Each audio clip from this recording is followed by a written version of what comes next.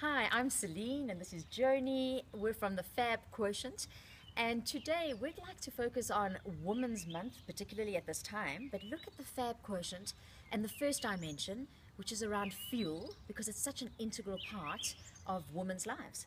Absolutely. So as a mum and a daughter and a sister myself, I know a lot of my family life is really navigated around what's for supper and who's doing what, and really around feeding my family.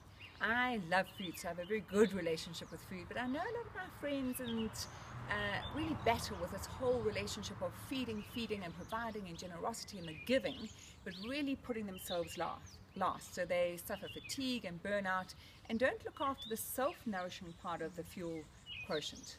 And as a dietitian, I'm often confronted with women who also want to lose weight. So not only boost their energy and feel better, but also lose weight. And it's hard to do that when you're feeling stressed, because higher levels of stress generally mean higher levels of cortisol.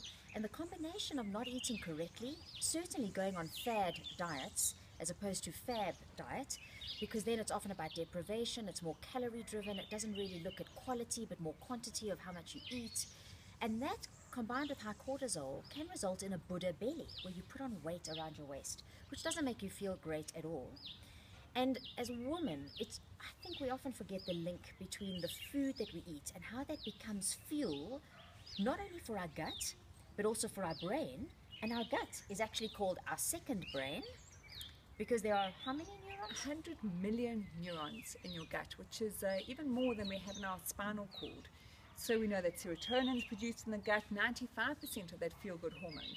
So you will know that if your gut is out of sorts, you generally feel out of sorts. So it affects your mood, and moods and emotions are contagious. So we should be really watching what goes in our mouths. Absolutely. So I'm managing our relationship towards food, and one example that's in my mind at the moment, because we're taking FAB global, I've been doing some work in France, and you may have heard about the author Mireille Guillano that wrote the book Why French Women Don't Get Fat.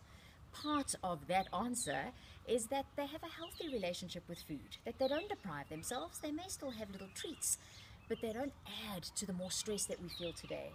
So the FAB quotient is about that, about fueling not only for energy and resilience, but also to manage your brain, but also your second brain, so that you really feel good. And your mood.